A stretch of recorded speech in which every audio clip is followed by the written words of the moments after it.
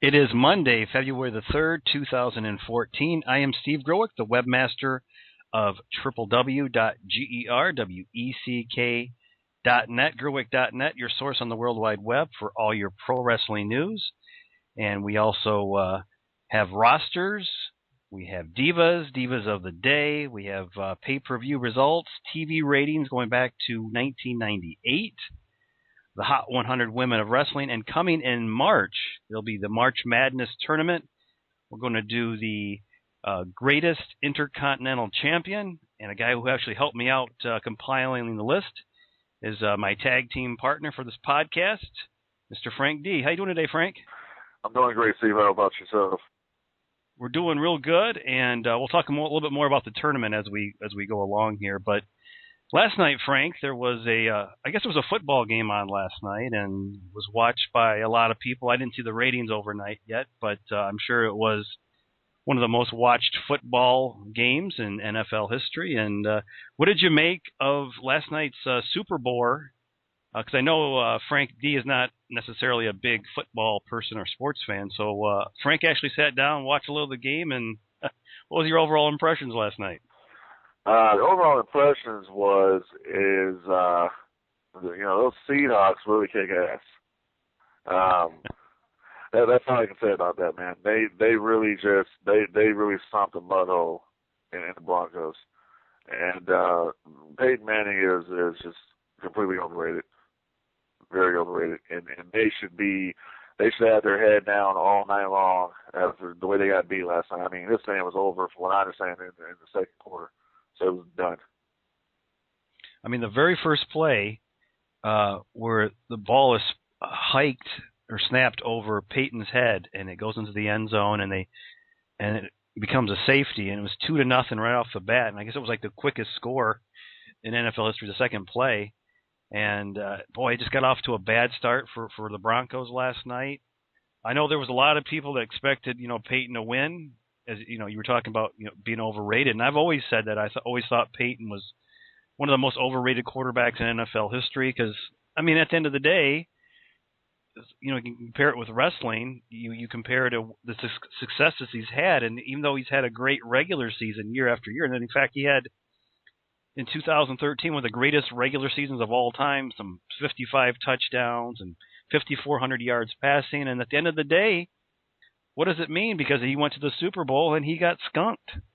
So, well, I mean, you take these stats and throw them out the window, right? Well, it's kind of like, I guess it's kind of like, back to how you just said, it goes back to wrestling. He couldn't win the big one. Yeah. I mean, that's what it comes down to. I mean, he's won one Super Bowl, okay? He got one Super Bowl. He's been back there. This was another loss for him in the Super Bowl.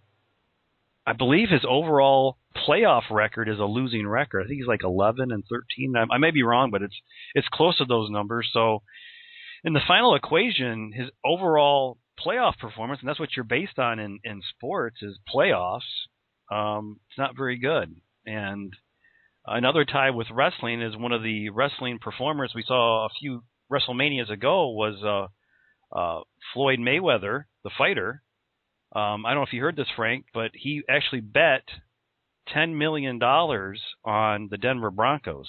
And I guess he's worth, hundreds of millions of dollars. Yet, last night he bet $10 million on the Broncos, and he didn't do very well last night. Yeah, you know what, that the guy better hope he never ends up, with a broken leg or a broken hand or something where he can't fight anymore. It's going to be a done deal. This guy is just, an idiot, and that's just the bottom line.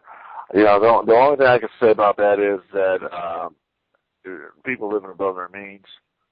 You know what I'm saying? It's people showing off, and I really don't care for that very much. There's a lot of people out here in this economy that's struggling.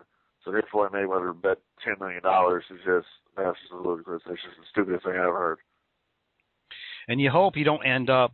There's been so many athletes, and these professional wrestlers too, where they've made millions of dollars, and then at the end of the day, they're broke. I mean, yeah. I can think of like Hacksaw Jim Duggan was asking people to help pay for his knee surgery.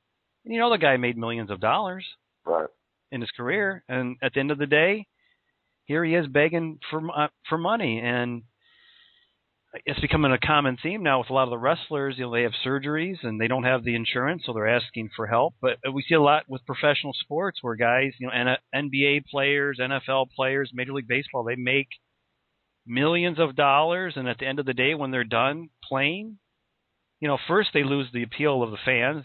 Next, they lose the appeal of their entourage. The entourage has milked them for all this money. And then they've made stupid investments, or they bought lavish cars, or they bought things that, just don't amount to anything. And at the end of the day, they're broke. All they're left with is a lot of debt. So you hope if you're a Floyd Mayweather, you don't end up in that boat. Well, exactly. And it's kind of like, you just described right off the bat, like what's going on right now with the Evander Holyfield. The guy's done. Bro, it's a done deal. So it's like, when I hear stuff like that, I mean, that's not the first time I've heard Mayweather doing stupid things like that. I mean, I understand that, his wife, he bet her, $50,000 that she could beat him to the portion of their house or something like that. They were racing. So it's just really, really stupid. And then, like I said before, those are the type of guys who, are on top right now. They have nothing to worry about. And those are the ones who usually, fall from grace at some point. Yep.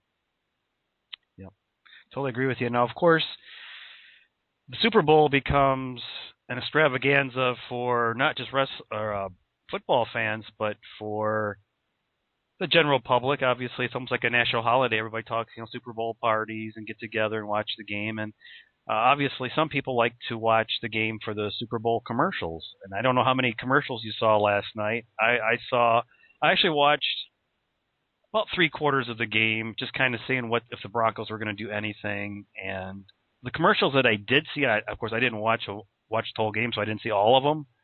I wasn't really impressed with the commercials. I think sometimes they try to be too funny, and at the end of the day, it's like a train wreck. Because honestly, Frank, I didn't think any of the commercials really. I don't know, the commercials you saw, did any of them really stick out? Like really cool, really funny, or anything real interesting? Well, I'll tell you what. One commercial I saw, I thought it completely sucked. It was the GoDaddy commercial. I thought that was kind of lame. With the bodybuilders running with the chick wearing the bodysuit. I thought that was that the David Beckham one? Should have been. I'm not sure. Okay. It was kind of stupid. And they had a commercial with the dog and the it was a Budweiser commercial.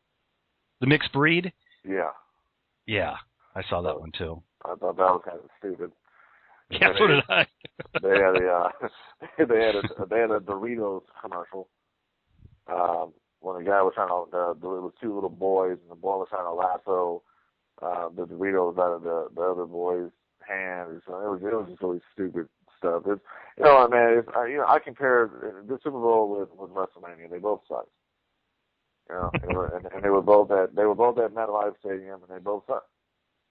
That's just there you go. Yeah. Now, one commercial I don't think you saw, but did have a wrestling tie, was the commercial with Hulk Hogan and Sergeant Slaughter were in a Radio Shack ad. It was a flashback to the 80s. So we saw a character from Cheers. We saw Twisted Sister Dee Snider. So it was a flashback to the 80s. I guess it was like a minute-long commercial as well. You can actually check that out at my website, or it's, of course, on the web now. I thought that was a pretty good commercial, but overall I wasn't really impressed with what I saw. There was a lot of Budweiser commercials, and Budweiser used to have really good commercials. Pepsi used to do really good commercials, but I think in the last few years I've just not been real impressed with the commercials overall. To me, it's like they try too hard to be funny, and then they just don't come off as anything that really clicks with you. So at the end of the day, when I think back at those commercials, really nothing stood out to me from like that was the best commercial, or do you remember that commercial? Or I mean, I sit here today, Frank, and a lot of them I don't really remember now because they just didn't really mean anything to me. Yeah, that's typically what happens when you watch something and you kind of have high expectations going into it, and then it just really sucks. So it tends to lose its lust. I mean, yeah, we're talking about it today, but tomorrow it'll be something else. Yeah, I guess so. I didn't see the interview. I guess there was an interview with Obama with Bill Riley before the game. I don't know if you saw it or not, but apparently that was better than the game itself. And I guess O'Reilly got one good question in, something like, do you regret saying that, if you like your doctor, you can keep your doctor, and if you like your plan, you can keep your plan. Talking about Obamacare, and I don't remember exactly what he said, but because those political answers always dance around it anyways. But we're hearing more and more people lose their doctors, lose their plans. A lot of children losing their plans. A lot of poor people losing their plans right now, or they're seeing their premiums go through the roof. I've heard about people's deductibles going from like $800, $900 up to $1,500, $2,000 deductibles now, and I mean it's just a massive ripoff. And here we are, Super Bowl, and we're talking about Obamacare. Right, and I can tell you that is very much the case.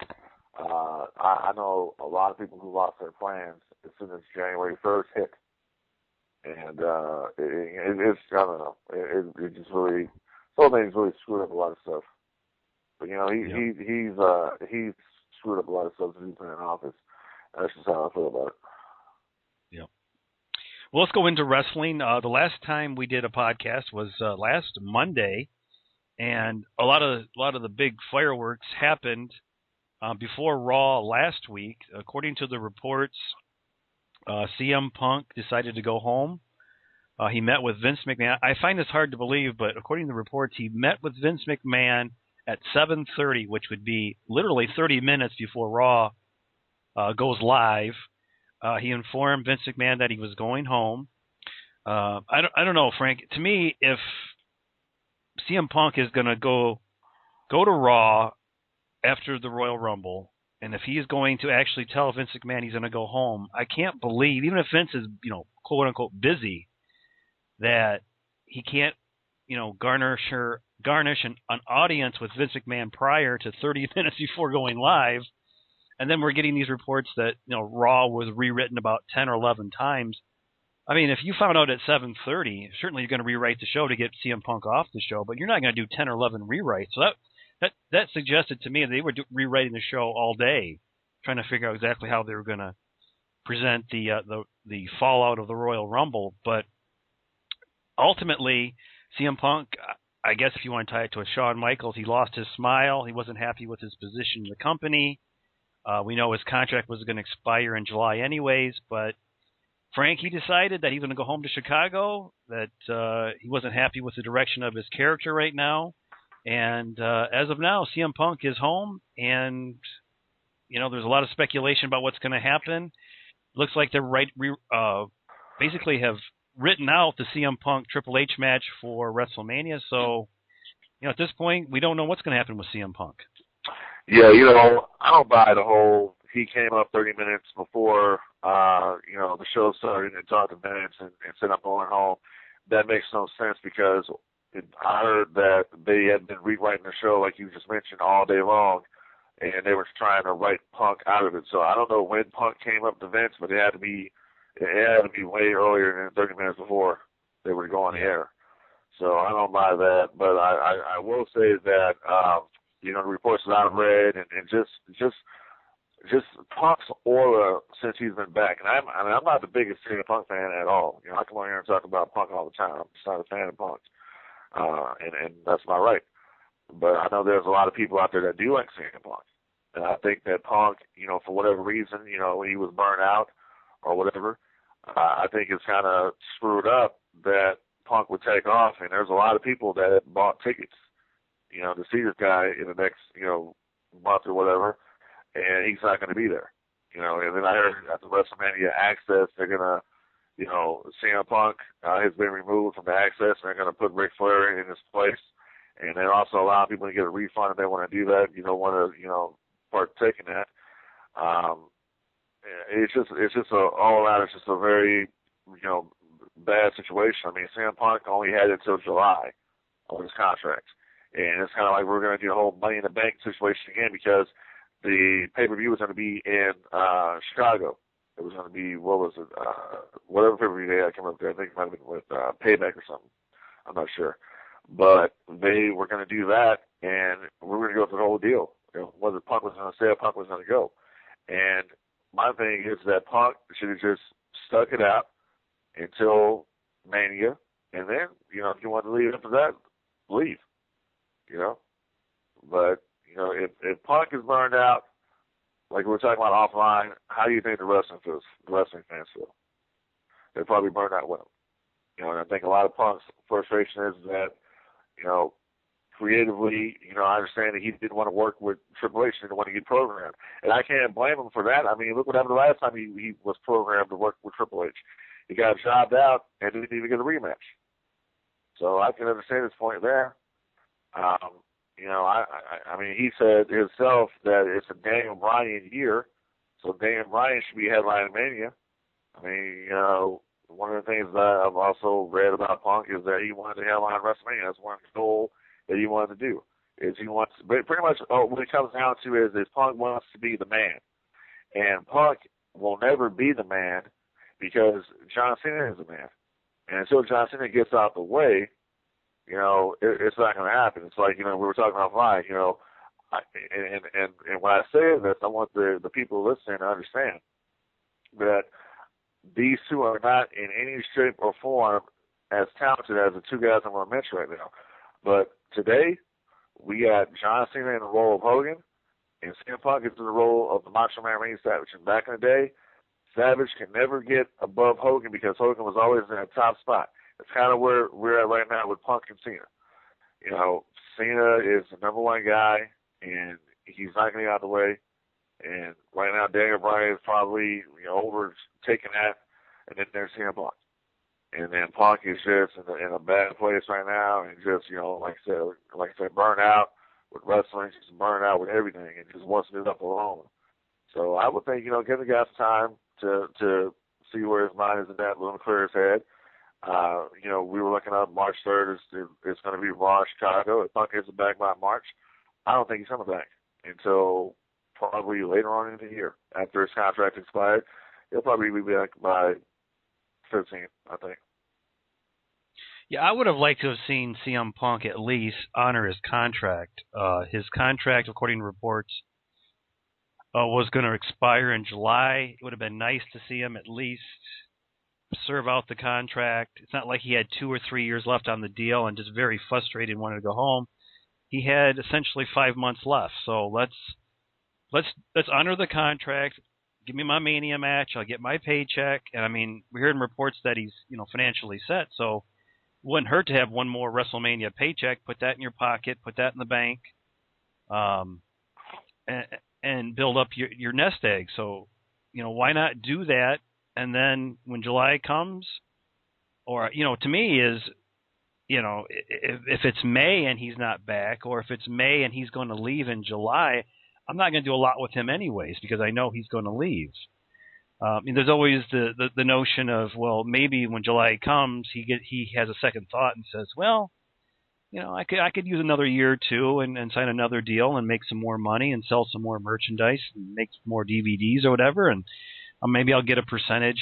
And again, I think the mystery in this equation is what happens with the network and how the guys are going to be paid with this network, because this year's WrestleMania is not as lucrative as it has been in the past, because WrestleMania is not going to draw 1.1, 1.2, 1.3 million buys, because people will have a chance to see WrestleMania not for free, but part of your subscription to the WWE Network. So they're not going to make as much, you would think, if the network is going to show the WrestleMania. He probably is not going to make as much with this year's WrestleMania. And I think that's part of his frustration too. And as far as I understand, talent has not been told exactly how the payout's going to work this year with WrestleMania, having it tie in with the WWE Network. But I think it would have been better for him to at least serve out his contract. Now, I was talking this week with Elijah Burke. I did an interview with him on Friday night, and you can actually find that at Gerweck.net as well. And he made the point of, Batista comes back. He's been gone for a while. And what happens with Batista? He goes right to the top of the card. He wins Royal Rumble. He's going to headline WrestleMania. Now, CM Punk sits out 6 months, sits out 1 year. He comes back. Where's he going to be? He's going to go right to the top of the card. So from a business standpoint, by making your own hiatus or taking your own hiatus from the company, when CM Punk does come back, and I think we all expect him to come back at some point, when he does come back, Frank, he's going to be the hottest star again, and he'll go right to the top. Right. And honestly, Steve, I don't really think WrestleMania was going to be that lucrative this year to begin with. Because, number one, you don't have The Rock. So. True. Right. It's not. But bottom line is that, Batista's back, but Batista's not The Rock. Batista doesn't have the superstardom of The Rock. Batista's not going to do monster business for the WWE like The Rock did for his last, 2 WrestleMania or 3 WrestleMania appearances, which would be 27, 28, 29. So, it's not going to be the same. And this is the reason why I think WWE is going to go ahead with the network and put it on the network, because they know it's going to suck. This is the year to do it, right, Frank? Exactly. This is the year to do it because they know it's going to suck. Now next year, it's going to be a different story, because next year, quite possibly, we can have The Rock do something. They're going to be in California next year, I believe. So I'm going to be probably attending that one. And, I just honestly think that that's the reason why they're going with the network. I mean, a lot of people are kind of nervous because even with Mania, I mean, a lot of the wrestlers, they get paid pretty good off these pay-per-views, for the rest of the year as well. And a lot of that's up in the air as well, is how are they going to get paid as far as all this stuff being on the network. And I don't really think WWE has even explained the situation to the wrestlers to begin with. So there's a lot of skepticism as far as how they're going to get paid and all that. But like I said, lucrative as far as WrestleMania, it wasn't going to be anyways. I don't think WrestleMania is going to top 1 million buys this year. Because if you got Randy Orton headlining this against Batista, I mean, come on. It's not going to happen. And then CM Punk, like you mentioned, Punk can come back and Punk can be the top guy. Yeah, Punk will come back and Punk will be the top guy for about a month, and then they're going to move him back out, move him back to the side again. Well, I don't know if you saw Mick Foley. Boy, this guy's been very vocal lately. It's interesting because I believe his contract is either has expired or just expiring now. He's been very vocal about what happened at Royal Rumble. Didn't he say something like, did the WWE hate their fans or something to that extent? He said, does WWE hate their own audience?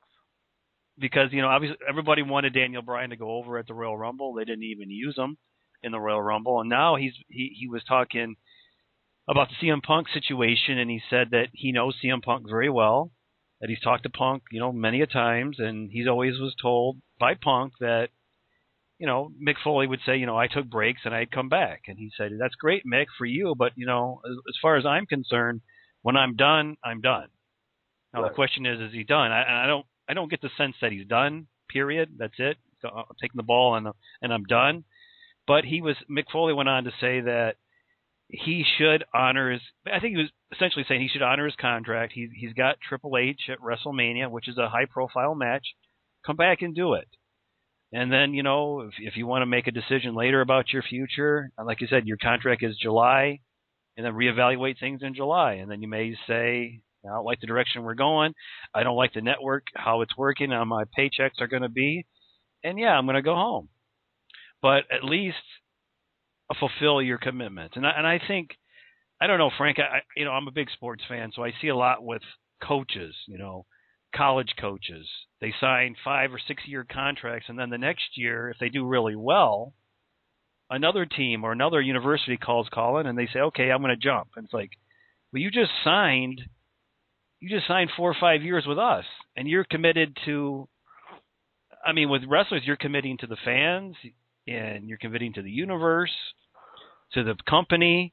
And the same thing with professional sports. When a coach signs in university college sports, that he's committed to these kids that he's recruiting. It's like, okay, yeah, come to this program. I'm going to be here for 4 years. We're going to win a conference championship. Maybe we'll play for a national championship. Oh, but next year comes and I get a bigger paycheck and I'm gone. So it's like fulfill the contracts that you sign. If you think you want to be paid X amount of dollars for 4 or 5 years, then fulfill that contract. And maybe it's a little different in this situation. That's not like there's a WCW calling and CM Punk can go to WCW. But at the end of the day, Frank, he made this commitment. I believe it was a short-term contract, the last contract he signed. Honor the contract. July comes, and if you're not happy, you take your ball and go home. I mean, that's part of having contractual situations in any field you're in. Is I commit to a contract. I'm not happy with the contract. I serve it out, and then, hey, I'm the biggest free agent in wrestling again. Well, here's the thing with that. And I totally understand what you're saying. This is, at the end of the day, this is business. And the thing with Punk, though, is that when CM Punk, his contract came up in 2011, I think, they pretty much gave Punk the world. And if you remember back then they had a situation where WWE kind of had a lot of momentum with Punk. Punk had a lot of momentum. And then one night, he shows up, after taking a couple weeks off, he shows up at a Raw show and confronts, comes out with Cult of Personality playing in the background, and he comes out in his tights and confronts John Cena, and that kind of killed the angle there. It kind of really just killed what they were doing. And I don't really think Punk ever recovered from that. And then also, Punk was the WWE champion. He won the belt at Survivor Series 2011 against Del Rio at the Garden. The Punk was never main eventing really pay-per-views. He was, John Cena was main eventing on pay-per-views. The Punk was never main eventing. I mean, Punk was WWE champion. So I think that was kind of frustrating him. That was getting on his nerves. And just a lot of it was just, it's just about him being a man. And like you say, he takes time off, he comes back, he'll be the man, but he'll be the man for a month. And then they're going to go right back to Cena or Bryan or whoever they got going here. And he's going to have a lot more competition now because, listen, Batista has signed a 2-year deal. So Batista is not going to be, some J-Lo. Batista wants to obviously be the man. And they gave Batista the world the other night in the Royal Rumble, and they're going to run with it. What wouldn't surprise me as well as part of Batista's deal is that he gets another run as a champion. Oh, absolutely. Absolutely. And the bottom line is that a lot of people, they want to hate on Batista right now for coming back after 4 years. And it's like, you know what? Listen, people need to just, shut up. Because if it was you, you'd do it too. If they put all this money on the table and they're going to give you the Royal Rumble, and you're going to headline WrestleMania, and then you're going to get the strap, you wouldn't do it? Of course. You would do it. It's a good business decision, of course. Yeah, you wouldn't do it. Now, Frank, the ramifications, though, and certainly tonight's Raw will be interesting because at least we think CM Punk is gone, so that puts a monkey wrench in that plan for Trips and Punk. Now we're going to go in a different direction. We're hearing all kinds of rumors, and again, they're just rumors. People are just speculating. What they could do is something you talked about in the last podcast was they could put Daniel Bryan in the triple threat with Orton and Batista for the championship. Now I think with Punk gone and you put Bryan in the triple threat, that would put a big hole in the card because the problem with putting a triple threat with your 3 top stars or 3 of your biggest stars is what's on the undercard. Now we're hearing that Wyatt versus Cena is pretty much set in stone. So that looks like to be a match. We've got Undertaker at this point, unless something happens with a masked, or I should say a man that paints his face. We're looking at Undertaker versus Brock Lesnar as penciled in. And then from here, there's a lot of questions about what they're going to do. Daniel Bryan was originally rumored to go against Sheamus. That could be out the window if they do Triple H versus Daniel Bryan, which we're hearing is a distinct possibility. So I guess, Frank, with CM Punk gone, what do you see him doing at WrestleMania, and what do you think would be the best business decision for the company at this point? Well, that's a really tough question. And it's tough because nobody's over except for Daniel Bryan. Right. So that's really just I don't know. Like I said, the last time we talked on here was the triple threat. Like you said, triple threat idea came up for Bryan to get the belt at WrestleMania. I don't see Bryan at this point getting the belt at WrestleMania. Brian probably will get it after Mania. But it would mean so much more. It's kind of like how they kind of dropped the ball last year with Dolph Ziggler, where Ziggler should have cashed in Money in the Bank at Mania. But Bray Wyatt, John Cena, that's something new. So that's going to be interesting. I honestly don't understand, besides Cena being stale, I don't really understand the hate for John Cena. I really don't get it myself. But that's going to be an interesting feud there. And Bray Wyatt, man, it's just so good. You know, he's like, his promos are, you know, Jake Roberts good. You know what I'm saying? So they're going to be, you know, they're going to have a very interesting situation there. As far as anything else goes, I mean, I think that you gotta put some of these singles championships on the line. If you really want to beef it up, and I mean, an Intercontinental belt and a U.S. championship doesn't mean nothing at this point. But you got to put those belts on the line, and you got to put the tag straps on the line as well to beef up the card. Yeah, we are hearing that the possibility would be New Age Outlaws against the Usos at WrestleMania. That's a possibility. I wouldn't have a problem with that. I mean, the Usos have worked hard in the past year, so yeah, give them a shot. You know, and New Age Outlaws, you'll get a decent match out of the Outlaws at this point. You know, for the nostalgia purposes, I would go with that. You know, as far as Big E Langston goes, who would Langston face off against for that IC strap? I don't know. I mean, what's that guy's name? Rusev. NXT, Alexander Rusev, whatever his name is. Alexander Rusev, yep. Yeah, I could see him maybe against a Big E Langston. I mean, that would kind of be an interesting match there of two big stocky dudes. So that would be kind of interesting. I mean, but you can also put in a Titus O'Neil, who just turned heel on SmackDown Friday. You can put him in the Intercontinental Championship match. You got the Shield there. I can see maybe a triple threat with them for the U.S. strap, and finally break the Shield up for good. You know, there was that rumor of the Ultimate Warrior maybe versus Ryback. Right. It's still being discussed, I guess, as far as I know. Yeah, I mean, I read Warriors down to do it. As far as Sting goes, I mean, Sting is a possibility. I mean, TNA has saved all his weeks of TV. He's not on any other shows. He's not a mystery investor. I do believe he's gone. I mean, everything that Meltzer has been saying, I do believe Sting is gone. I do believe Sting is going to sign with WWE. The problem with that is that I don't necessarily think that you're going to get that WrestleMania match from him versus Undertaker this year. It happens at all. And the reason why I say it is that we're already in February, so you have really, unless they get something going right now, you got really no time to introduce all these new fans to who Sting is. This would have to take a year to build this up, and really, you know, familiarize people with Sting, and you know, I mean, the whole thing they were going with was the man called Sting, so to tell that story of who he is. So I would see Taker versus Brock Lesnar as a possibility. And going back to Titus O'Neil, what was the point of splitting up the primetime players? I don't know where that came from. I mean, there had been no dissension. There had been no dissension on TV between them. So I don't know where that came from. But I do believe that it was cool to do it. I think Titus O'Neil is an untapped talent, and it's kind of funny because they're gonna give him a push, and he's friends with Batista. So you will see what happens there. But I think Titus O'Neil this year is going to be a player, well, prime time player, but you know, he's going to be a player.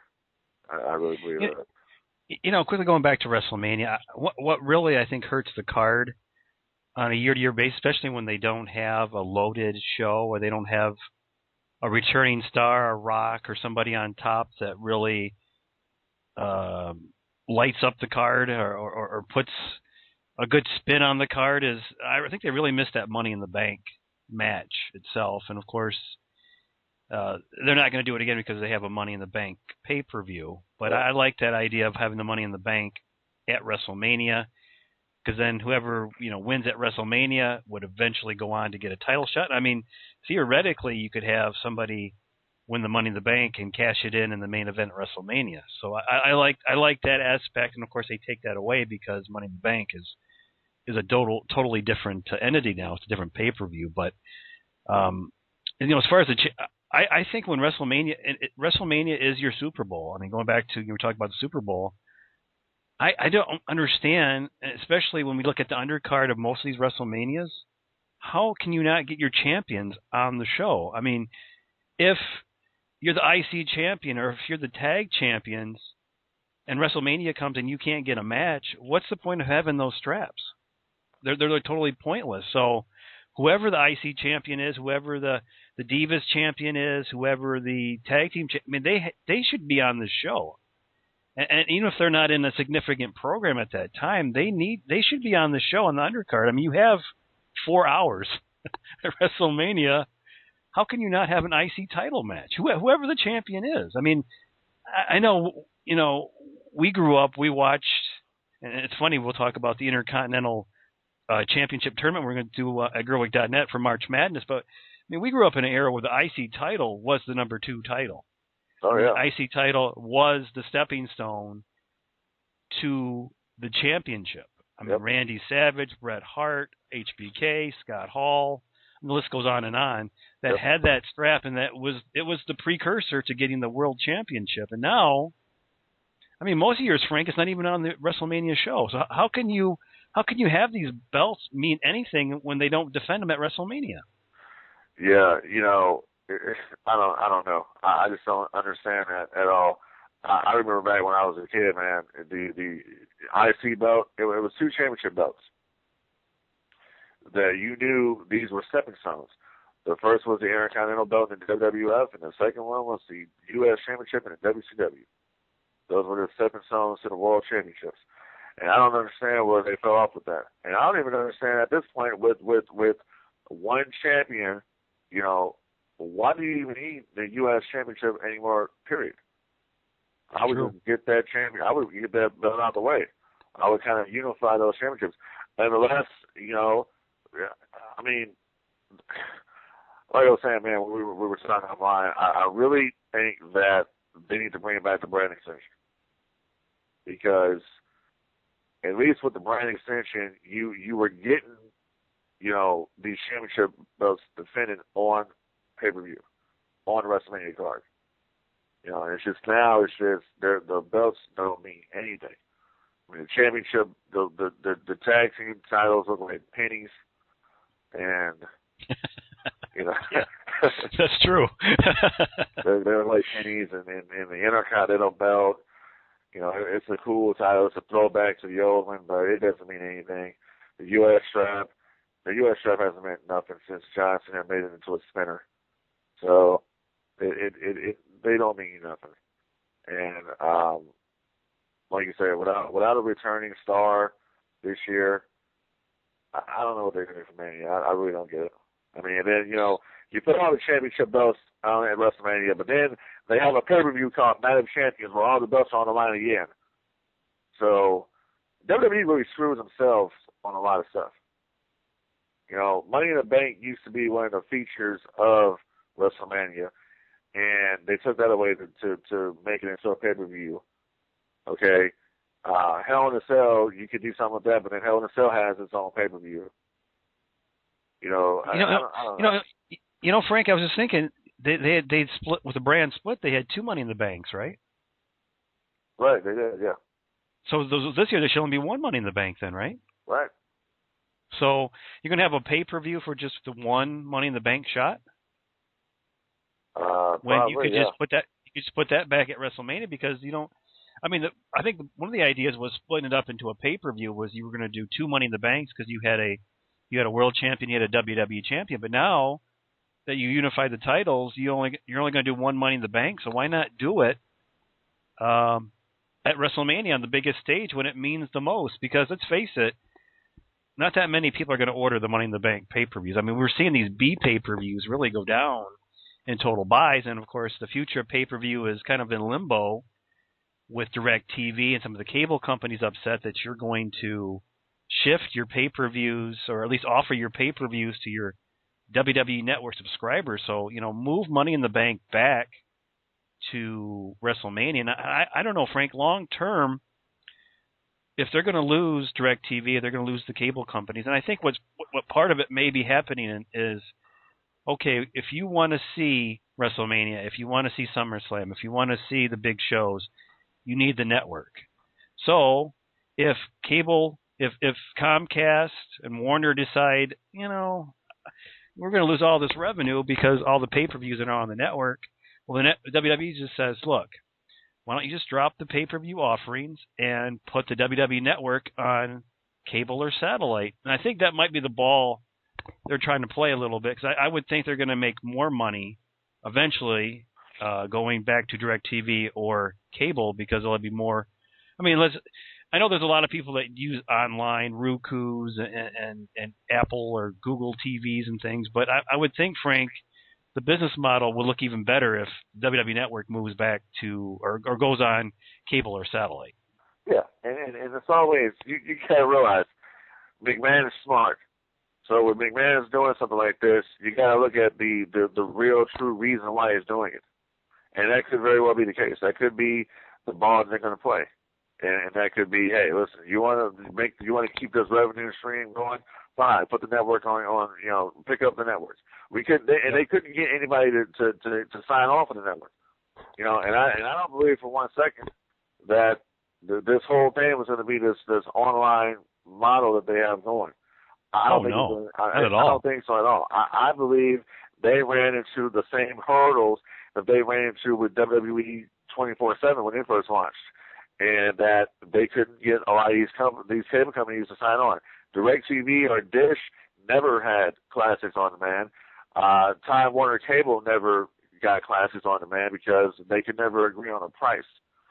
This time around, Vince is figured to be putting a gun to the head of these cable, operators and satellite operators, and saying basically, you're going to do it our way, or we're going to do it our way, and put the stuff on our network, and you're going to lose out on that revenue stream.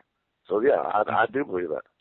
Yeah, you play our rules, or we take the ball. I mean, you can drop our pay-per-views, but then what are you going to replace it with?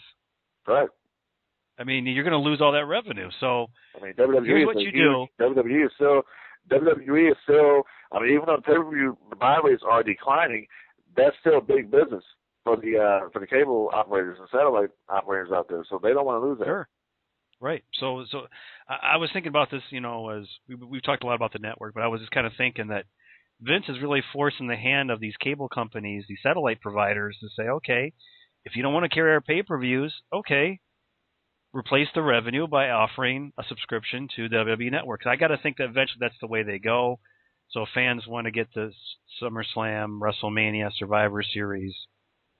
So yeah, I think this might be the business model they're adopting. Because I agree with you, Frank. I don't think they created a network to be an internet network.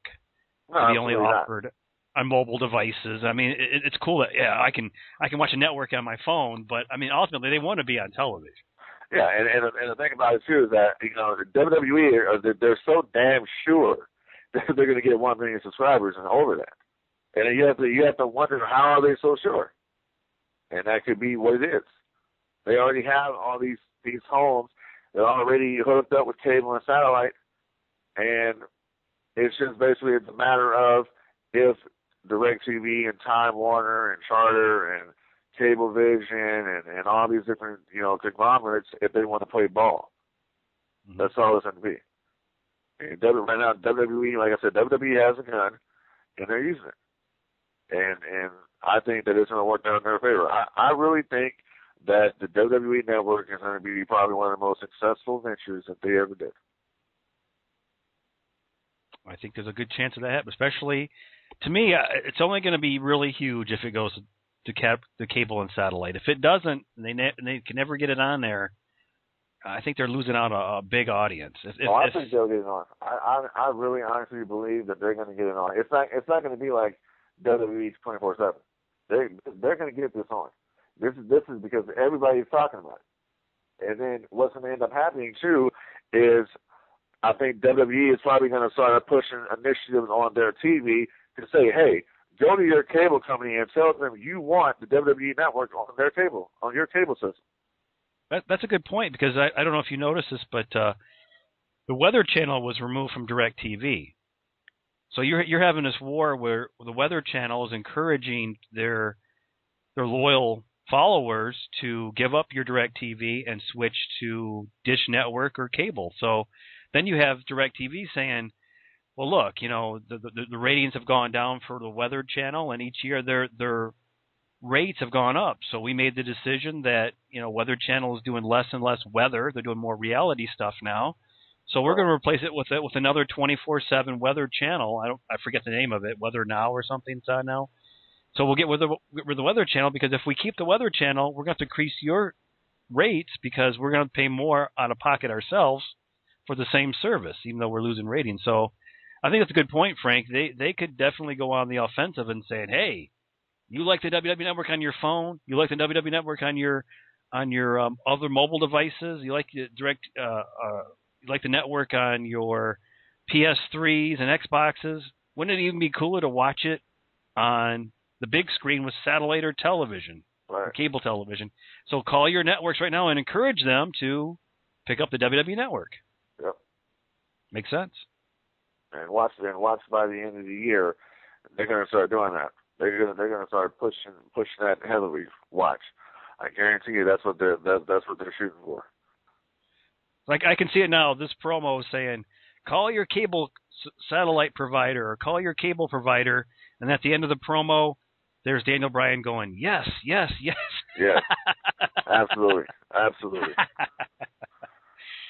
Well, Frank, let's shift gears real quick. Let's talk a little bit about TNA, because a lot of times TNA kind of flies low on the totem pole, because it doesn't seem like a lot going on with TNA. And then when we talk about TNA, we're talking about Sting leaving, or AJ Styles, his contract expiring and they're not bringing him back, or he's in a contract negotiation situation. But this Thursday, they're currently doing their European tour. So I believe they were in Scotland on Thursday. They did a double taping. In fact, they have taped into March now already, with the current TV taping schedules for Impact. So Impact is into March now with their tapings.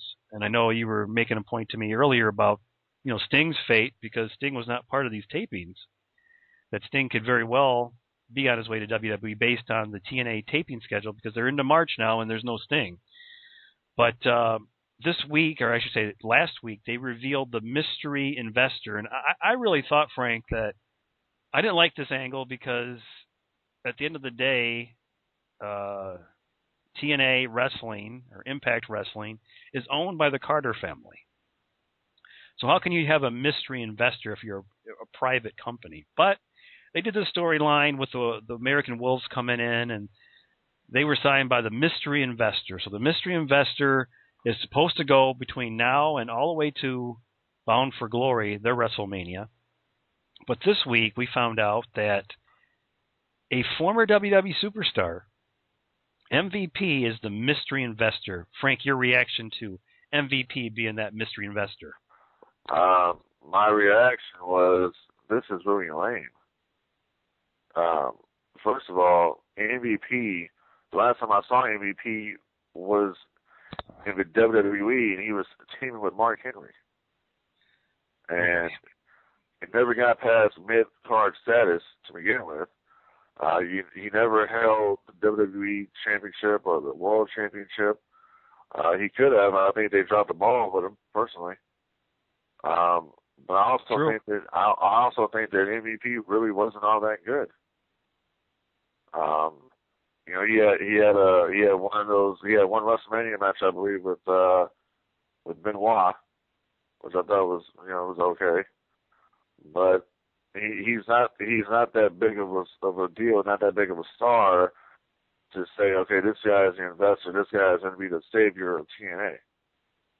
I will say that I give TNA a little bit of credit for trying something different as far as that goes, because every time you look around, they would say a new face is coming, and that face would be Sting.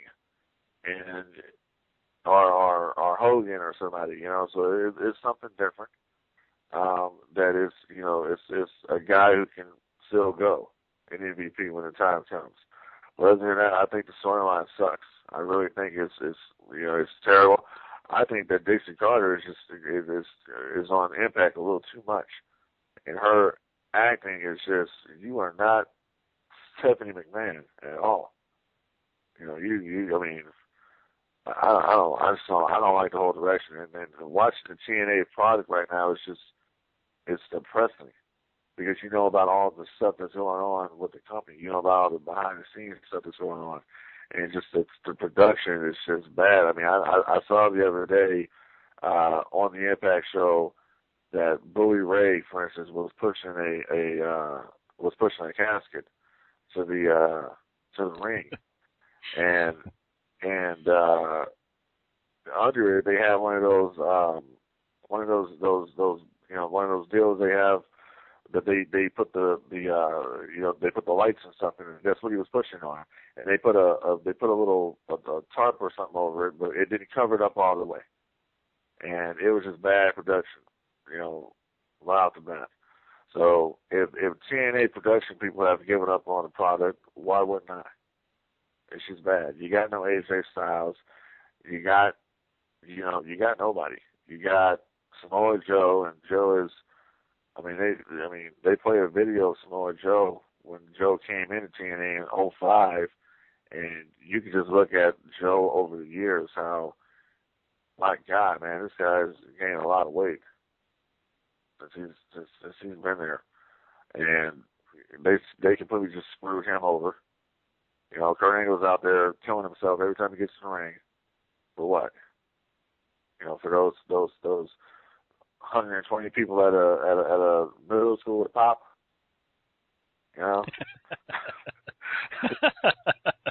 You know, I did an interview, as I alluded to earlier, with the Pope, Elijah Burke, and one of the things that he was talking about was, you know, in this era, Frank, it's the internet, and a lot of the inside information is known. It's hard to have big secrets anymore. And I was just thinking back to some of the angles we've seen over the years. I mean, going back to the Black Scorpion angle, what a disappointment that was. The higher power, Undertaker's higher power, the driver that ran over Steve Austin. It seems like every time they have these really, and of course they were going to do the angle before Benoit died, where somebody blew up Vince McMahon's limousine. Well, wait a minute. The higher power, Steve, that was a pretty good angle. But Vince McMahon? But who is the higher power? But if you think about it, though, who would be the greater power than Vince McMahon? If you go back to that whole song, it's funny you bring this up, because I was just watching that Raw a couple weeks ago before Charter pulled the WWE Classics, but they had that show on there when McMahon was revealed. I mean, just look at that show and look at the reaction and the heat that he got. It was orchestrated very, very well. That whole thing. I remember that angle. People were talking about like Jake the Snake Roberts could be the higher power. Right. Remember? I mean, there was the Warrior. Yeah, I mean, there was all kinds of different possibilities, and then it was. I mean, they gave it to himself. It's like when Vince McMahon wins the Royal Rumble, or Vince McMahon wins a championship belt. I mean, it's just like... Yeah, but you know, when Vince McMahon, the whole deal is like when he did it, though. I mean, you knew in the end, though, when he did it, that he was going to get his ass whooped. You know, that's the bottom line. You knew right there that it was going to be done. And that's the difference between, you know, today and yesteryear. Yesteryear was very entertaining. It was a hyped crowd. Everybody was over. You know, we wouldn't even be having this discussion about, oh, well, the championship is defending at Wrestlemania and all. It wouldn't even be happening because they already knew. And the same thing with TNA. It was at a point in time where TNA was it was an entertaining brand, and they were doing pretty good pay-per-views. You know, I was ordering some of them. But I think that the best pay-per-view they ever did was Samoa Joe versus Kurt Angle. The first one. Yeah. And they rushed it. Yep. And that was it. And now Kurt and Joe mean nothing. I would like to see Joe end up in WWE at some point. Because he's wasting away in TNA. He's just like AJ Styles, wasting away in TNA. Yeah, just quickly go back to what I was. You're probably right. Maybe the higher power wasn't a good example, but I think in general we build up these big debuts or surprises, and they usually are lackluster. And I like MVP. I think he's a pretty good worker, and I definitely agree. I think W definitely dropped the ball with him. I thought he was on the verge of becoming a world champion, a new star, a fresh face in that top mix that gets very stale with Cena Orton all the time. And here was something to do. And then, of course, they let him go, and he went to New Japan, and he did pretty well in New Japan for a while. And then he comes back, but it's like he's been gone from. You were saying the last time we saw him was with Mark Henry. How many years ago was that now? It was a while. I think it was like 2009 or 2009, I believe, or 10, something like that. So here's a guy that's been off television, American television, for so long. And he's not like a guy. I mean, when I was thinking this mystery investor, you'd think it would be somebody that would have the perception of having a lot of money. Right. I mean, I could think of like Ted DiBiase's gimmick. If they would have brought in Ted DiBiase, you think his gimmick is he's $1 million man, right? But here's MVP. He's an out of work mid-card ex-WWE wrestler.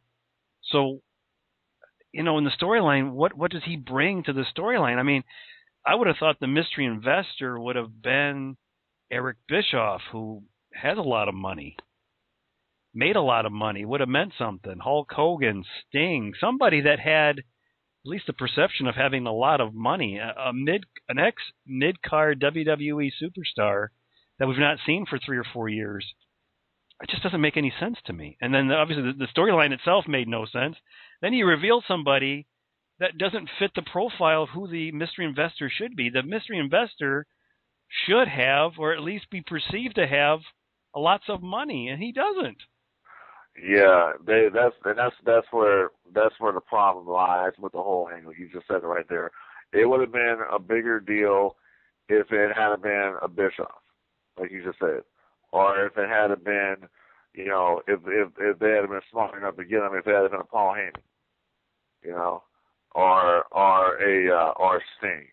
Hulk Hogan doesn't have any money, so we can't put him in any category. So, but it's not going to work. No, it's just not going to work. That's the bottom line. It's not going to work. Remember the angle they did with Bobby Roode when he was supposed to have a lot of money? Right. And it didn't work because people didn't believe he had a lot of money. No. It's, the Ted DiBiase gimmick worked. Ted DiBiase worked because he actually had money on the TV, on TV. Yeah. He was out there, dribble basketballs for money. You know what I'm saying? It was something he was doing. I never saw Rude with the money. I saw James Storm with the fake beer. I never saw Rude with the money. So that's the thing about it. Those whole tycoon gimmicks are so stupid. I even said the same thing about JBO when I first saw him. Oh, here's a country version of the $1 Million Man. Mm-hmm. Same thing. And it's like with MVP. Spoiler alert for people out there who don't like to hear spoilers, but I understand in his promo that he did at the show, he says that he's taking all the money he's had in wrestling and he's investing in TNA because he loves wrestling and he wants to clean up TNA because Dixie Carter is pretty much ruined it. Well, too, Frank, you would think if the storyline is the mystery investor versus Dixie Carter sucks. She can't talk. She can't act. Right. So you need somebody that can work with her and carry her in these promos. And no knock against MVP. He's a good talker, but he's not. When I think of great promos, I don't think MVP. Right. So I need somebody that can talk and carry Dixie. I mean, it's just like when you have a wrestling match, you can have somebody's not so good, and if somebody's in the ring that's really good, they can carry the other guy. Dixie Carter is a terrible promo. So Yeah, MVP is nothing special. So what do they say when these two mesh in this storyline? What do they think they're going to get? Yeah, she's bad. She is really bad. Every time you watch the Impact show, she's on every single. I mean, my God, man, people would complain about Hogan being on Impact and being on the show, but damn, I don't remember Hogan being in every segment on the show. I mean, this woman is on it's every. Really bad. This woman is in every segment on that show, and then you have Magnus as the champion. Nobody cares about Magnus. No, nobody gives a crap about Magnus, and nobody believes him as the champion. And that's just what it is. I think the more telling sign right now, and there's reports on that Kurt Angle is frustrated. He's basically hurt, needs surgery. Well, this European tour comes, and suddenly they don't have AJ Styles. They don't have Sting. Jeff Hardy's not on this tour. So they're calling up Kurt Angle, who needs surgery, to go on this tour, and he does it. He's hurt. He needs, like I said, he needs to take some time off. And now they're putting him. It looks like they're putting him in a program with EC3 for the Lockdown pay-per-view in March. So it looks like he's not going to be able to take some time off to heal up. Now they need him for this Lockdown pay-per-view. So he's venting frustration. And I don't know. I just looked at that. Looked at the card right now and looked at the talent roster. And when you don't have Sting, when you don't have AJ, when you don't have Jeff Hardy on this tour, and Kurt Angle is openly saying in interviews that he'd like to go back to WWE, he'd like to work with Triple H. That doesn't look very good for your company. And I know TNA just announced that they're going to tour Europe again in 2015. But, God, you should really have to wonder about the long-term stability of this company, especially if the central storyline is going to be Dixie Carter versus MVP. Boy, Frank, I don't know. I just scratch my head because I can't figure this out. This makes no sense on any level, business or creative, because this is not what people want to see, and this is what they're going to give us now week to week on Impact. Yeah, and I don't know. It's just the roster there is just so depleted, and there's nobody to get there. I mean. If you couldn't re-sign AJ Styles, you really have to wonder what is going on at TNA. If production values are this bad, what is going on? If Jeff Jarrett left the company, what's going on? If Sting finally left, why? That's the question there. And I'd love to, get Dixie Carter to sit her down and just ask her all these questions of what the hell is going on. And now we're hearing bad influences. Their deals may be up. I think Christopher Daniels' deal's up in April. Right, and they're going to probably ask him to take a pay cut. Yeah, they're going to ask him to take a pay cut, and it's like, who are you going to have left? Right.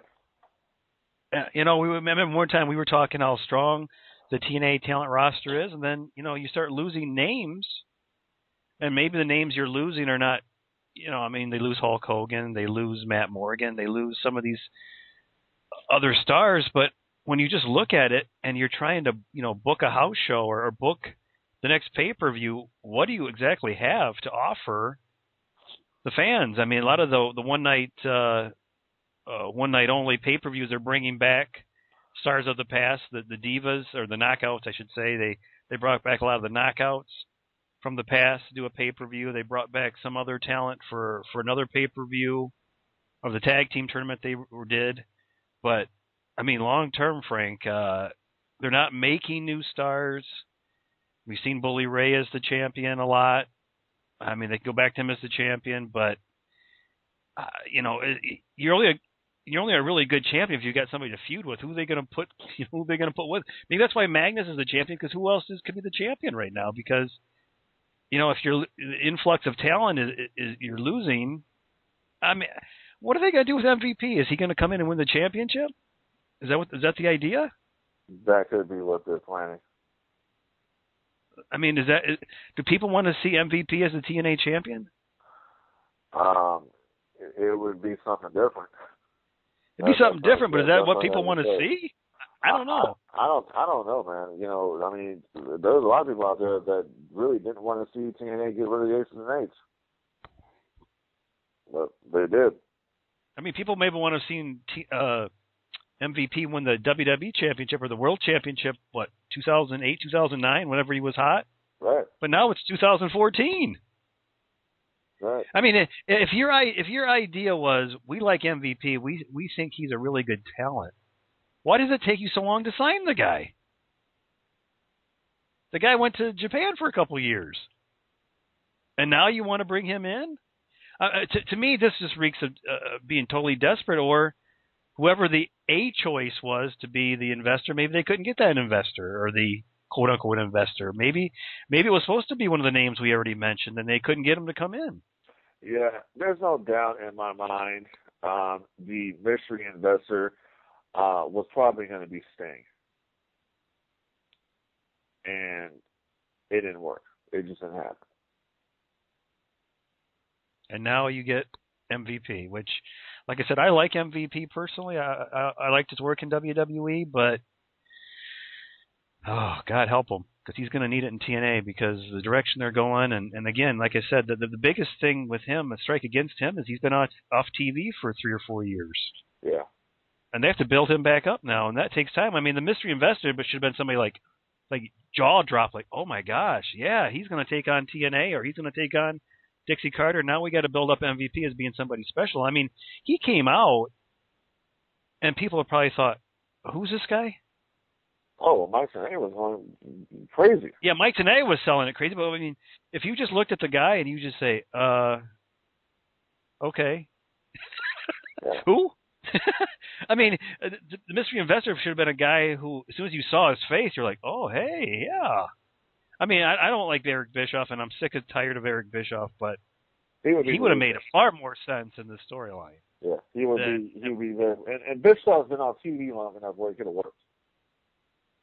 Would have made more sense. I still wouldn't have been impressed with it. It still makes no sense, but Eric Bischoff, as the investor, makes far more sense than MVP. Well, here's the deal, too, with that, is that Bischoff was originally supposed to have been the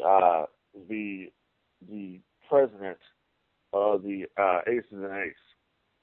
He was originally supposed to be that role. And I don't know what happened, but he never came back to the company. And, I'm pretty sure at this point he's gone. But, I mean, hell, Ted Turner could have walked out there, and he would have been the investor. And it would have worked. MVP, not so much. Yeah, Ted Turner. I don't want that ever again.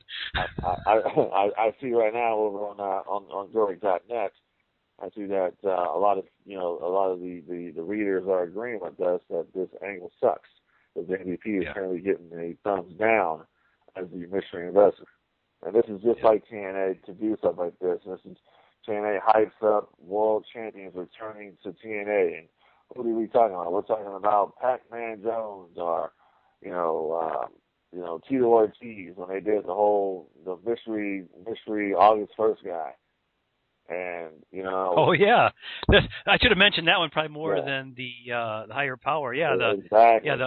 The August 1st guy was Tito Ortiz. Exactly. And you want to talk about some really, bad angles. I mean, remember back in the WCW days, they had the masked wrestler came out at the end, working for Vince Russo. Who was it? It was bloated road warrior animal. It's been a lot of bad stuff that we as wrestling fans have had to sit through. I mean, we've had to sit through a lot of crap. Just a lot of bad. So I mean, we've had to sit through a lot of bad Randy Orton promos, and it's just a lot of stuff that we've had to sit through. Now, one of the guys that may have made some sense as a rival to Dixie may have been Jeff Jarrett. On Super Bowl Sunday yesterday, he was putting out a teaser on Twitter. It's Coming, which was a video, and it was a music, what We Won't Get Fooled Again was playing. And I guess, Frank, that he must have something together for him to start teasing whatever it is he's going to eventually reveal as whatever's going to come to fruition, because we've heard the rumors about him and Toby Keith and possibly other investors. So, he's got flames. So maybe something is in the works with Double J there. Yeah, the flames could be the arrival of Booker T and Harlem Heat to the new Jeff Jarrett project there. I don't know what Jeff has planned. I'm kind of interested to see what he has, but look, man, you had TNA and you lost it because you had no investors. And what's happening this time around? It's going to be the same situation. Either way it goes, you're all going to end up being owned by Vince in the end, and that's just how it's going to be. Pretty well said there. Let's get a couple of tidbits in, and we'll kind of wrap here. I missed it, but you saw it, the Dolph Ziggler promo. Tell us about it, and what exactly did he say? Yeah, pretty much Dolph Ziggler. This was, I guess, taped Tuesday night at the SmackDown tapings. And Ziggler pretty much said that he was basically frustrated with WWE, or but in character with the work shoot. He was tired of how he was getting treated. He was, tired of being the best, and nobody can follow him when he goes out there in the ring. He says, name one guy that's better than him. And it was just a fire in Ziggler that I had never seen before. And it was a really good promo. And it was one of those situations where you kind of wonder tonight where they're going to go with it, if they're going to do anything with him at this point. It was a very good promo, and it could be a push for Ziggler. I mean, you got nobody else. You don't have Punk anymore. Why not slide Ziggler on into that situation? Let Ziggler come out there and do a pipe bomb about how frustrated and pissed off he is. I do know that video was on the WWE's YouTube page, but it was removed. I don't know why they would have removed it. It might still be on the website, but you can go on YouTube.com and just type it in, Dolph Ziggler, promo from last week, and it should come up. But it was very, very interesting and very telling about how he feels about his current position in the company. But Ziggler also mentioned to the fans that he has a year left on his contract, so he's not going anywhere for a year, no matter how frustrated or how pissed off he is. Well, there's really no place to go. That's the problem with wrestling. Unless Jarrett comes up. Well, I mean, nobody wants to go to TNA. I mean, people want to get out of TNA. Yeah. And that's a lot of people want to get out of TNA. I mean, there's a lot of those guys I know are, using the other channels to reach out to another company. I mean, that's the reality. I mean, it's a sinking ship. It's like, how does it get to this point? That's just where that's where my mind boggles. It boggles my mind. How did it get to this point? This was supposed to be the alternative to the WWE. This was supposed to be the company that was, we are wrestling. How did it get to this point? To the point where you're on life support. Well, I would encourage, again, another cheap plug here. It was for my interview with Elijah Burke. We did a lot. I had him on, and I thought we talked a lot about WWE, but we got on the TNA topic, and, we discussed, they had the knockouts that were very popular. They had Samoa Joe, and Kurt Angle was very popular. They had the X Division over at one time that was very popular. And now, here we are in 2014, and nothing's clicking. They're not over. They don't have any stars that, that really mesh with today's wrestling fans. We hear the stories that, I've said this how many times now, Kurt Angle and Christian get on airplanes. They say, when are you going to go back to wrestling? Because nobody's watching the TNA product. But boy, it's just a sinking ship. And I'm glad that they were already announced 2015 European tour, but I don't know where they're going to be in a year, Frank. Because if they're going to lose, they've already lost AJ, and if they could lose Bad Influence, and I don't know, it doesn't look good to me. I honestly, it doesn't matter how bad things look right now for TNA. I strongly, highly doubt they are going to go out of business anytime soon. They still deliver pretty good ratings from Spike TV. Spike TV is happy with the ratings that TNA does. And Spike TV just have this grudge against WWE. How things went back when WWE went over to the USA Network back in 2005. They want to conquer that. And I just really don't see them giving up and pulling a plug on TNA. But with anything, if TNA gets to the point where there's a major problem there, I think maybe at some point Spike is going to come in and buy it. Yeah, they need a real mystery investor. Is what they need. Real life mystery investor. It could have been somebody from Spike TV. That would have been a big deal, and that would have got people talking. The only thing that got people talking about this MVP situation is this all the wrong talk, the negative talk about how once again this is a Dixie Carter stupid idea, and this is there's all the subject all the time. So like I said, hyping Pac-Man Jones and Tito Ortiz and Rampage. Jackson, and then all these different people that mean absolutely nothing. Remember King Mo? We're going to bring him in? Never had Where'd that match. go? Yeah, never had one match. And now they've dissolved the relationship with OVW. I don't know. Like you said, it still delivers a 1.1 rating, but if they keep losing all their stars, I don't know if they're going to get a 1.1 rating. Well, and here's the thing with this situation over with them over in England right now. The only reason why they had Kurt Angle to come back and work these shows, like you said, they had no Sting, and they also had no Jeff Hardy due to legal situations. Jeff Hardy has a criminal record, so he cannot travel to the UK to do anything.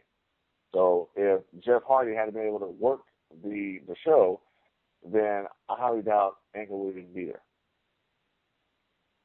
Probably true, and they could have let him get his surgery and be back fresh, Or he's not going to go back fresh, but the best he can be at his age and his body that's banged up as is. The guy always bumps like crazy. So, one thing I wanted to mention, Frank, because we ended the last podcast doing a lot of the 9/11 truth and talked about, what we anticipated really happened on 9/11. I don't know if you saw this, probably didn't, but at the end of the Super Bowl when they were doing their press conferences, somebody ran up to the mic during one of the Seahawks talking and said, we should investigate 9/11 because the government did it. Oh. And it made me think, Frank, maybe he was listening to our podcast last week. Could be. Because I definitely do believe that the 9/11 event was an inside job, and I've already stated reasons why I believe this last week, so yeah, definitely. I definitely think that it was an inside conspiracy. And, Donald Rumsfeld comes out and says that we're missing all this money, and then they say the Pentagon gets hit, and it's the financial part of the Pentagon that gets hit with all the financial records. So trillions of dollars is 2.3 trillion was missing the day before, and then the Pentagon gets hit by an airplane the next day. Exactly. Merely coincidence. Sure. Merely a coincidence. Well, like I said, Frank, when you have airline pilots with 30 years experience said they couldn't get that plane low enough to the ground to hit the Pentagon as it was described, then these hijackers who took a crash course in pilot school, I'm sure they could do it. Oh, yeah. So, what are we talking about? Of course they did it. Just a mere coincidence that the day before Rumsfeld's got trillions of dollars missing from the Pentagon and then it gets hit. It's mere coincidence, I'm sure. But when I saw that guy, I thought he must have been listening to our podcast last week. Cause I think we did about 20 minutes on 9/11 last week, and Yeah, it must have inspired him to, on the biggest stage here, when the Seahawks are talking about their victory, to mention, hey, maybe it's great that everybody's real passionate about NFL and MVPs of the league and all this, and Peyton Manning's and overrated and all this other stuff, but maybe we should pay attention to what's really going on in the world that really means something, like what happened at 9/11, and they're tearing up the Constitution. Obamacare is ripping us off. The NSA's listening to all our conversations. They've passed all these. What was the law that he signed that he could definitely arrest you, secret arrest now? While you were out partying on New Year's Eve, he signed that into law, even though he said he wouldn't. So maybe we should pay attention to what's really going on in the world, Frank. That might be a little more important than football right now. Oh, absolutely. It's more important than football. It's more important than wrestling. It's more important than anything. What's going on in the real life. The real life is scarier to me than any Dixie Carter promo ever. Yeah, NDAA. That's what I was thinking. NDAA, which he signed on New Year's Eve a couple of years ago when everybody was out partying. Nobody mentioned it in the media that he can secretly arrest you. If he thinks you're a terrorist, he can just secretly arrest you, indefinite detention, which means you just disappear. Nobody knows what happened to you. They don't have to alert your family that they arrested you. You get no trial, and then they just disappear you. They can throw you in a black hole, or they can throw you out in the middle of the ocean, or whatever they want to do. Right. That's what tyrants do. That's what happens when Obama's doing the State of the Union address and saying, I'll do this with the Congress, I'll do without with the Congress. Well, the Constitution says you work with the Congress. You don't just bypass the Congress. There's a reason there's a Congress. So when he's out there saying, well, if they're going to do what I want, or I'm going to bypass them, and then you have all these people cheering, including the Congress people, they're traitors, Frank. They should stand up and say, hey, we're part of this process. You don't bypass us. We work for the people. Screw you. But they don't do that. They cheer. They're losing their power and they're cheering. Yeah. Incredible. It's we all screwed. It's all screwed up. Everything's been screwed up for the last 10 years. Yeah, we got Fast and Furious, and of course everybody says, "Oh, Fast! That's the Rock movie, right?" No, I mean Fast and Furious. They're shipping guns to Mexico, ammo. Blaming the Second Amendment so they can take away our guns. We got insider trading. We've got Obama shutting down the power plants because global warming, even though it's the coldest winter I can remember. We got GMO. We got fluoride in the water. We got these flu shots that get you sick. Chemtrails. FEMA camps, TSA, drones, but the Super Bowl is more important than Peyton Manning, so Right. Just so you know. Open borders, no big deal. They could kill JFK. But hey, Frank, Peyton Manning lost the Super Bowl. Let's talk about that. Yeah, and that's what they want. They want you to be distracted and watch the Super Bowl so they can continue to put these laws into effect that you know nothing about, because it's one big distraction. I mean, who said this? I mean, Alex Jones said it over the weekend on his YouTube videos. What they were doing. Yeah, they need how the American people pay, how the American people pay for are paying for this, and they don't even realize it. I mean, they need WWE. They need America's Funniest Home Videos. They need all these talent show competitions they do that, don't amount to a hill of beans.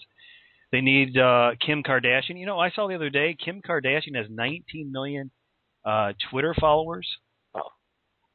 Kim Kardashian? Yeah. What the hell? I mean, if people would be this passionate about people that really matter than some two-bit hoe like Kim Kardashian, we might be in a better place today. I guess I shouldn't be shocked, because I'm sure you could look up any celebrity and they would have millions of followers, but I looked her up and she what has she done? what importance? She made a sex tape with a guy named Ray J, and that was her claim to fame. And she made this sex tape with Ray J, and she's married to one of the biggest crybaby whiners in hip hop, and that's Kanye West.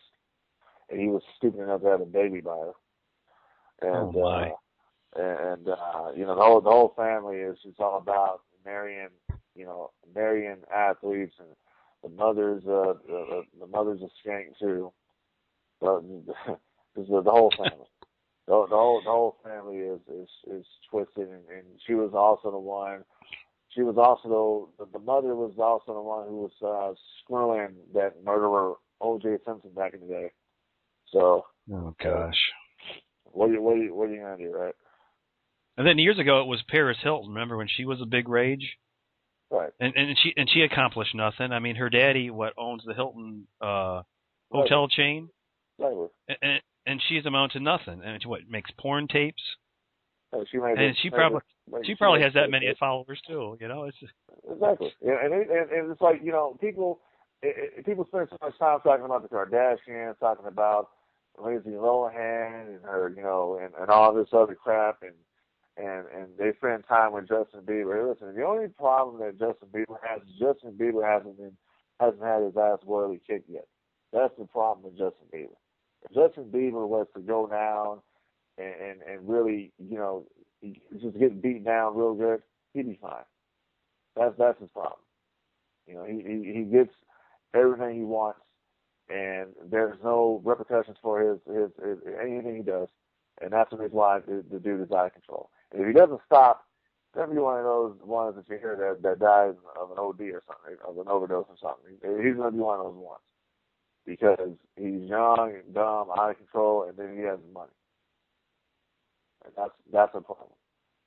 You always wonder with these young kids, where's the parents? Where's the influence from the parents? The parent is blocking the street off so Justin can drag race. Oh, great! That's all you need to know. Right. You know, when I hear kids get in trouble and then their parents are gone, or the mom is dating her fourth or fifth husband, or they never get married and it's the mom's boyfriend and there's no dad around, you wonder. I mean, it's. I guess it's no wonder why you see the youth today so much different than when we were kids. How out of control they're getting because the family is deteriorating, and there's not a lot of parental control. There's no good role models anymore. Let me put a bottom line on this situation right now. Put it to you like this. All right, and I'm going to just tell this one like it is. So this is going to be a shoot on this. The reason why kids today are out of control is simply because the parents are not allowed to kick their ass. That's the bottom line. When I was a kid, hey, there was discipline. I used to get hit with the belt if I did something wrong. You get hit with a belt nowadays, the kid knows that all he has to do is call the police, and the police come out to the house and arrest the parent for child abuse. That's what's going to happen. So the parents are no longer allowed to discipline their children. The children are out of control. The children are you know, listening to all the hip hop, gangster rap, you know, Lil Wayne and all them. So that's what's going on with that. The role models are your basketball players who sleep with, you know, 50 million women. Yep. You know, that's what that is. And half the kids that are right now that's out there doing stuff, they're never gonna amount to nothing. They never. I mean, bottom line is this. You know, they live in the ghettos. They live in the hood. You know what I'm saying? So when they look at, you know, a LeBron James, or they look at a Jay-Z or a Sean Puff Daddy Combs, they're never going to be there. They're never going to have that lifestyle. You know, and while you're worrying about the Biebers and the Kardashians and all that, you're not worried about, you know, like little Jimmy sitting over there and what little Jimmy's going to do. And that's what the problem is there. And that's why, you know, the parents aren't there disciplining kids because the parents know if they discipline the kids, they're going to probably go to jail. And you have social services coming in and they want to investigate this and investigate that. It's just a whole catch-22 with everything nowadays because everybody is so sensitive. You know, back in the 90s, there was no sensitivity. It was a revolt is what was going on. And I don't know. Just I look today. I mean, I'm 30 years old. You know what I'm saying? I look at today. I look at a lot of stuff that I see out in the streets, and it's just it's just a rerun. You know, of all the things that's wrong with the country and what's wrong with society, and as a whole. You know, they're in society now. There is no love for your fellow man. It's all backstabbing and talking crap and everything like that. I mean, when people talk crap about the dead, it shocks me that people do that, because you would never have heard that 10, 15 years ago. It just shows you how ignorant society is now about everything. And then you can't trust your government because your government is the main one screwing you over. You know? So, I think it was George Carlin that said, I don't believe anything the government says. I don't. I mean, whether or not they say 100% falsehoods, whatever the government says, you should investigate it at the minimum. Look into it. Because a lot of times you're going to find what you're being told. That's the mindset is, well, if it's not on television, then it must not be, or if the news isn't covering it, or the news is spinning their own stories the way they want to spin the stories, the bottom line is, do your own homework out there, and I agree with what Frank was talking about there. Is, when I was growing up, I of course had two parents. I had a mom and a dad, and if there was something going on at school and I wasn't doing real well, and the teacher would say, hey Steve, what if I call your dad tonight? That would change my tone. Right. That would change my perspective. That would change my attitude, because I didn't want the principal to be calling my dad. Right. Because I know if I got home, I would get the belt. Right. And I think it's exactly what you were saying is, we don't punish kids. Like a lot of times I hear, when you're out and about in the public and you see parents and they'll be like, do you want me to do this or do you want me to do that? And they say it for the 6th or 7th time. Right. And they don't do it. And they don't do it. It's just like idle threats. Right. It's you have to follow. I mean, if they say, hey, you want me to go home and take away your PlayStation? And they never do. That's why they act like they do. Right. Go home and take away the PlayStation. Take away their television. Take away whatever other toys they play with. Another thing that really bothers me, and we're getting off to a totally different realm. But, hey, this is our podcast. We can talk about whatever we want. Right. Is the kids today, Frank, with these cell phones? Yeah. And, they're on the network. They're on the internet. They're on chat. They're on text. Yep. And you don't know, I mean, if they're 12 years old, who are they talking to? I'll tell you who they're talking to. They're talking to the 40-year-old pedophile right. That's living with his mother, and talking about, hey, you want to meet up? And this is the reason why parents need to control their kids with the internet and control your kids with the cell phones. And you put the GPS monitors to track your kids and know where they are at all times. Because there are a lot of sick people in the world. There are a lot of pedophiles in the world. Your next door neighbor could be a pedophile. You not even know it. And as far as I'm concerned with all that, they need to just go ahead and put them on one island out there somewhere and just blow it up.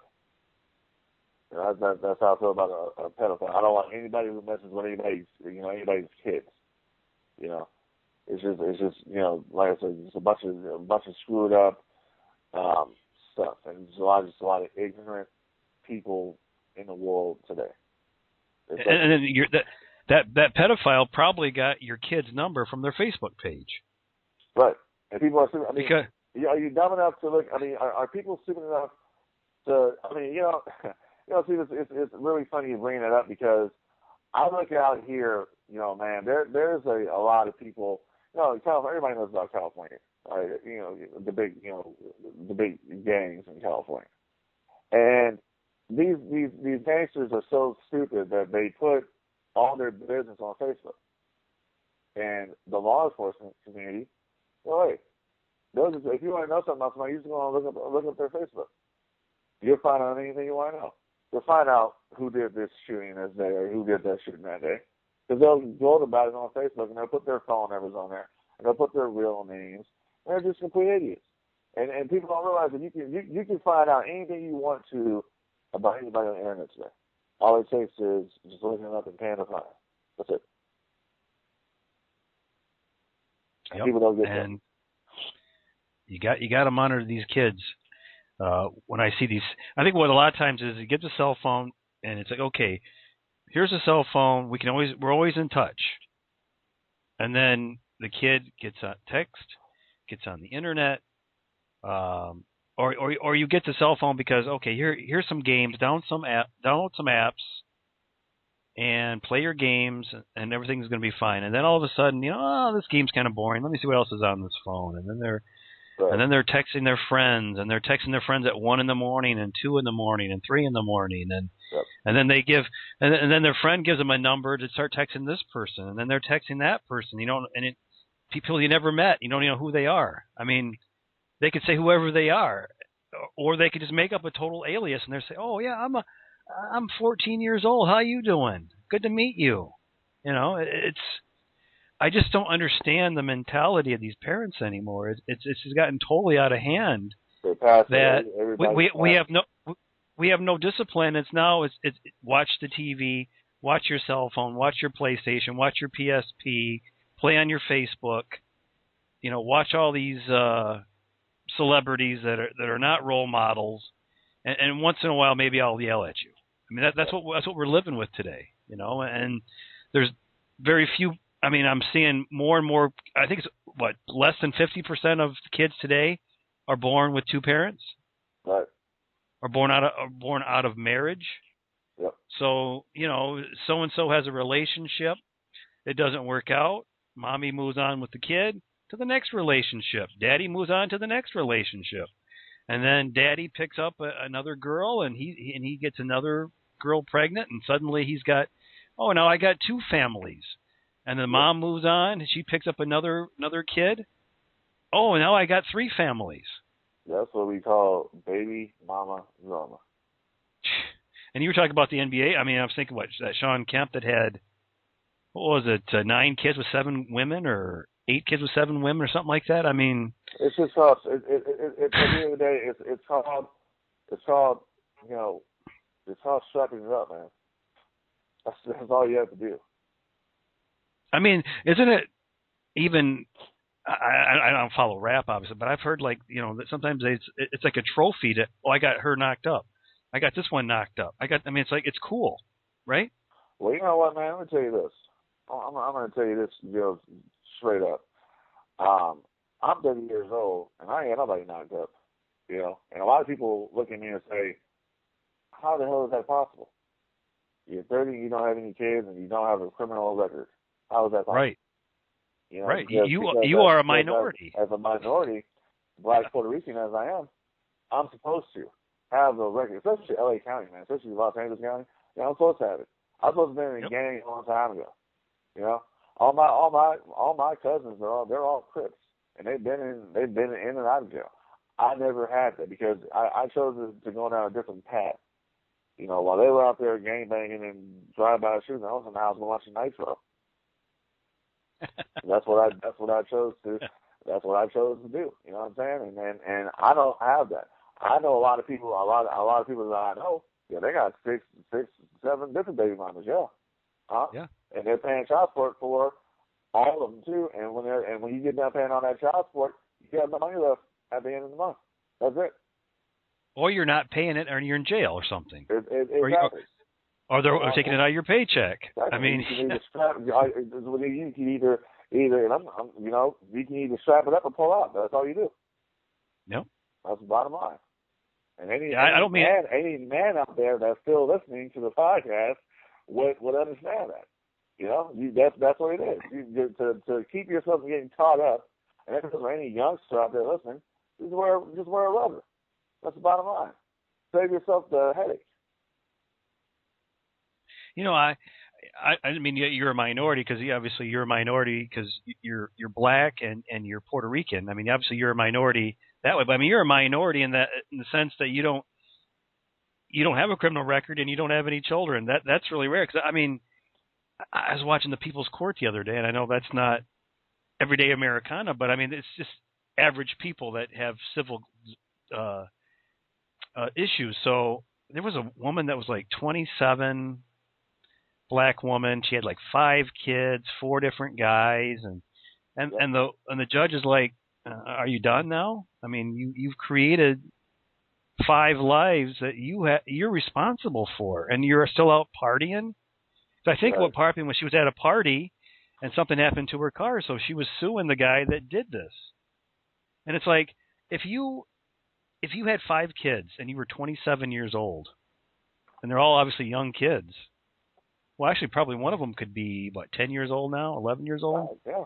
What the hell are you doing out partying, getting drunk, getting wasted, getting high, when you're responsible for 5 kids at home?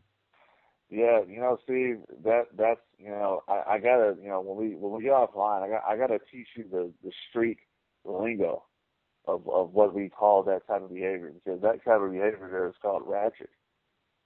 Those are ratchet females that do that, and they have the 6-7 kids, and they're on welfare in the county, and expect me to take care of them and all that, and that's what they do. And they want to go out there and party with this dude and party with the next dude, and then they wind up getting pregnant again. And you got 8 mouths to feed now, and you got, 8 different baby daddies, and you don't know whose daddy is which. And then you go on Maury, and then you want to get a DNA test, and then, you find out that the guy you're bringing on the show is not the guy whose baby's daddy is, and then you're up there crying. You know how it goes, man. Or I see cases where they're on the government assistance. They're getting the Chapter 8 housing, where the government pays most of your rent. Yeah, and you're getting Section 8. Thank you. You're getting welfare, and you think, okay, if I'm getting somebody's paying for my housing, and some people are paying for welfare, food stamps, then I'm living bare minimum, so that they're covering my expenses. So they're covering. I mean, you basically are living in your. I mean, I've seen cases where they have a $1,200 apartment and the government pays $1,100 of it, or they pay almost 90% of your rent. So you'd think maybe I would take the money I still have and either I'll go out and get another job, get another training, go back to school. And these people are buying iPhones, they're buying iPads, they're buying all the coolest new technologies, and it's like, you're on government assistance. That is to pay for your housing, that's to pay for your food and your clothes, the things you absolutely have to have. It's not there to pay for your iPhone. It's not there to pay your $100 phone bills. That's not what that's there for. That's right. You don't need an iPhone. If you're on welfare, you don't need an iPhone. What do you need an iPhone for? Exactly. That's the problem. There's no regulation there as to what they can spend the money on. I'm going to tell you a good example right quick, and I'm pretty sure we're going to wrap this up. There was a story out here in the Palmdale, California area back in 2009 or 10 or something like that. And it was people living on the east side of Palmdale, 2,700 square foot house, and they were on Section 8. And what happened is the LA County Sheriff's Department ended up raiding the house because they were committing welfare fraud. And and it comes out that they were on Section 8, and Section 8 was paying the majority of that rent. And these people were driving around and, fancy cars and all that, but they were committing welfare fraud. It's just crazy. And it's like, and it happens all the time. I see it all the time. I hate going to Walmart because Walmart in Lancaster is the ghetto. So I hate going there. Or, I guess the bad thing is they use their welfare checks to buy drugs. Right. So. And a common thing also, and it doesn't matter, and it's not a race thing, a lot of whites that do it too. Whites, blacks, Sure. whatever. Oh yeah.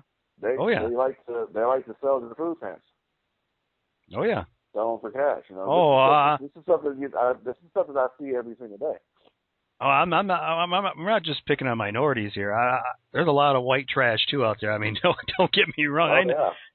I know a lot of white people that have the same situation as the black guys. They've got 3 or 4 different kids, right, with 3 different relationships, and they keep, they get one pregnant, they move on to the next relationship, and suddenly you got 4 kids with 4 women, yep.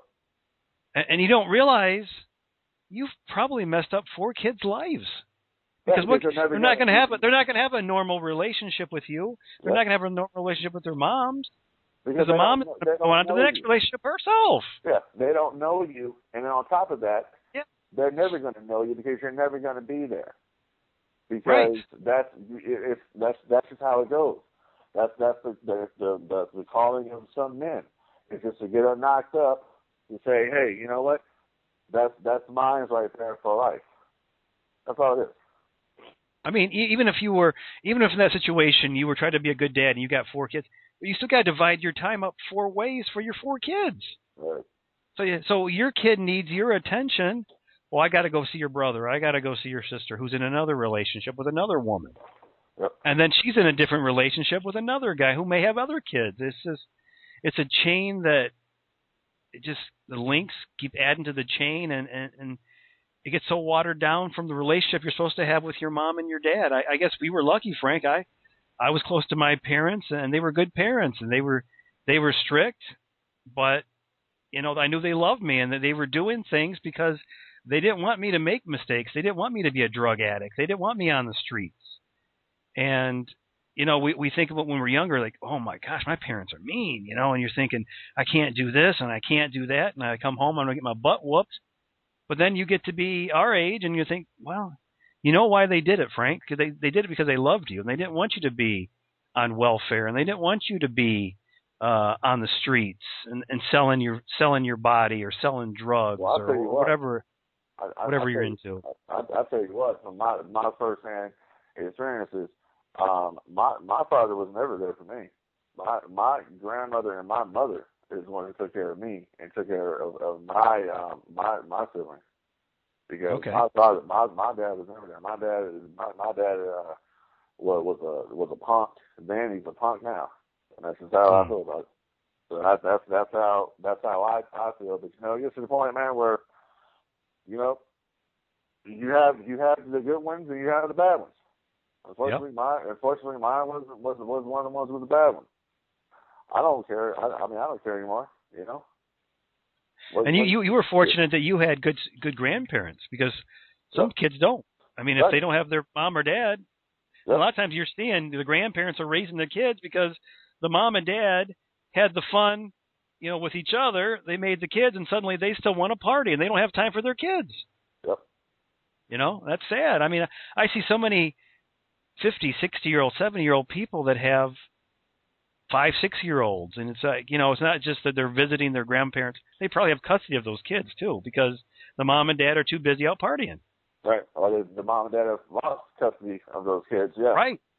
Yeah. A lot of times you're seeing the grandparents take the custody because they know their son or their daughter don't have time for their kids, their grandkids. I mean, that's wow. That's really sad, and I that's what we're seeing, and that's the reason what we're having.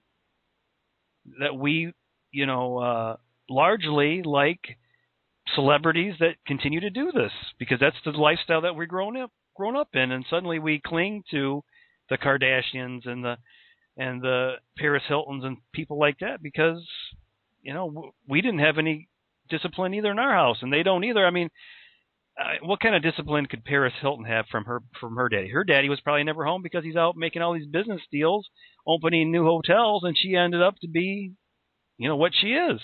Yep. I mean, that's the sad reality. I don't know, Frank. Maybe we should make this podcast the not just wrestling podcast. Yeah. I mean, that's the thing is once we get going on a topic, we just keep going with it. And that's cool because that's organic. That's a good chemistry there. And I could talk about this subject all day, but we don't have all day. So no, and we're about to end of the podcast, and we've covered the breaking news of last week, and obviously we'll see how the week progresses this week. Obviously, Raw tonight. It's tough to transition from all that talk back to wrestling, but obviously we're Gerweck.net, and we cover wrestling 24/7. I would encourage everybody to check out the site tonight. We'll have live coverage of Raw, and of course, any breaking wrestling stories we have at Gerweck.net. As always, follow me at Gerweck on Twitter, and of course, we have I'm Steve Gerweck on Facebook, and you can also like us on Facebook. Now that we demonize Facebook, we'll plug it because obviously we're on social media. At least I am. And I tell you, Frank, I'm on social media because I pretty much have to be anymore. And I was reluctant to do the Facebook. I was reluctant to do the Twitter because I thought they were useless. They're a waste of time.